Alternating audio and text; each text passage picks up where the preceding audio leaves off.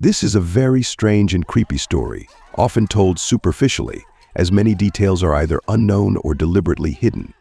I first heard about it through a horror movie based on the story. I didn't like the movie much, but after some research online, I discovered that the character is real. What can a son do to save the life of his beloved mother? As it turns out, anything. The events in question took place in the Philippines in the first quarter of the 19th century. Historically, different peoples coexisted on the archipelago. These included descendants of the Aboriginal population, natives of Southeast Asia, and Papuans. Over various historical periods, many small states and religions existed, including ancient local paganism, Hinduism, Islam, and Buddhism. However, from the 16th century, the Spanish actively colonized the Philippines, destroying the former diversity of states and religions and actively promoting Catholicism. Soon enough, the local population became diligent Catholics. The colony was ruled first through Mexico and later directly from Spain. Despite this, local superstitions remained tenacious, driven underground but not destroyed. Our character, Juan Severino Malari (1785–1840), was a native of a wealthy province. His people, one of the Filipino ethnic groups, were highly valued by the Spanish for their military qualities. Before the Spaniards, the Dutch had also recruited the natives of these places into their army.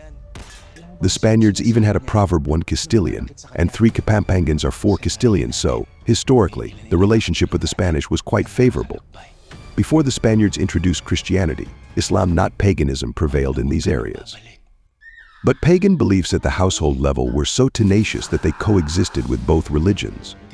The colonizers knew this, which is why all the priests in the Philippines were Spanish. Despite good relations, the colonial authorities did not trust natives with such important positions. Into a local influential family, our character was born. He grew up to be very intelligent and talented. He graduated brilliantly from the theological faculty of the Royal University in Manila and got a position, if I understand the Catholic Church hierarchy correctly, as an assistant priest. However, the guy was not happy with this arrangement. He was ambitious and sought to be appointed as an independent priest with his own parish. And he succeeded. In 1809, Malari became the first Catholic priest of Filipino descent.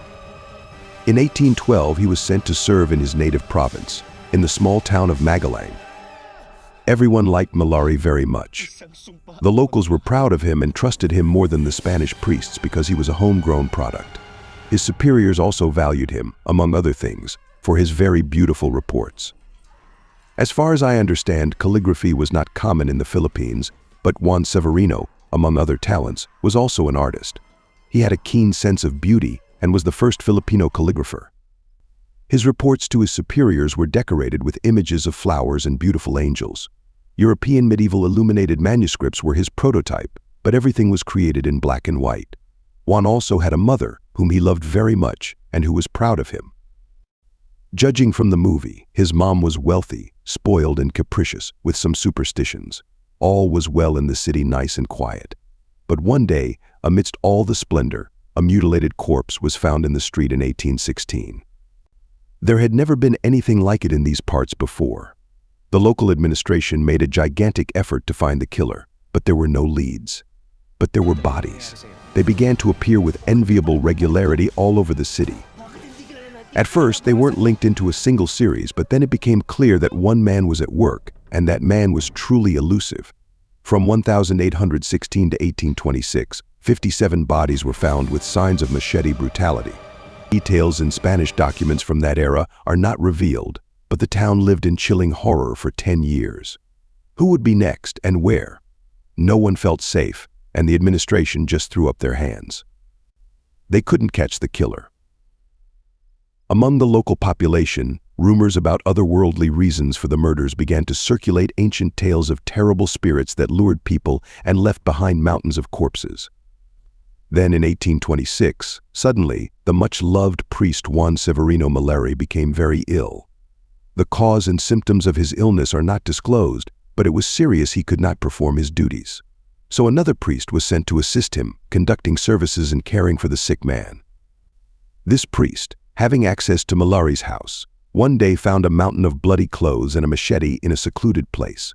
He noticed that while Malari had been ill and bedridden, there had been no new murders in the area. Stunned by the discovery, he notified the police. And that was it. Serial killer caught.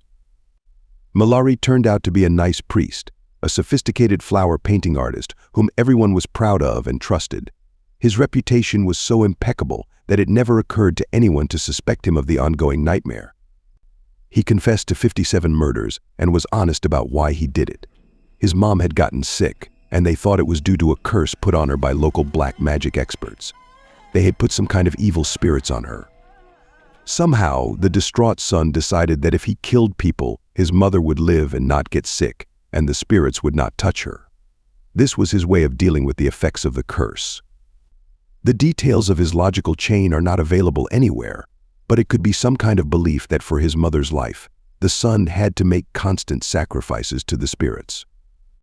What really happened to his mother is unknown, as is her fate in general. But parishioners began to recall that the beloved priest had long exhibited strange behavior. However, everyone kept silent because he held an important post, was a respected man, from a good family, and multi-talented. It was awkward for them to pay attention to it, so everyone pretended nothing was happening. But it all went to hell. On the question of what to do with the killer, the authorities hesitated. Some thought the priest had gone mad and belonged in an asylum. Others thought he was quite normal and belonged in prison. In the end, despite the doctor's opinion, he was sent to prison and kept in a cell for 14 years. And then they hanged him. Now, many people think it's unfair because he was just sick. Humanism at work. So ended the career of the first Filipino priest, who, driven by the fears of the colonial authorities, having been given a parish, went down the wrong path, guided by local superstitions. After that, the Spanish never appointed another Filipino priest. As for Malari, we don't know what happened to him. Did he go mad before or during his deeds? Was he just a loving son? But one thing is certain: the superstition in his heart outweighed all the teachings of the Catholic Church, which he was called to carry to the people. There is another version that he was blamed for someone else's murders, subtly undermining the clergy's authority, but who needed it at such a cost, and then he confessed to everything. In general, a loving son, in his right mind or not, fought for the life of his beloved mother in the way he thought was effective.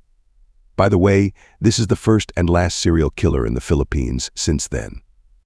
I'm afraid to ask this question, but if, God forbid, you were in a similar situation, what would you do?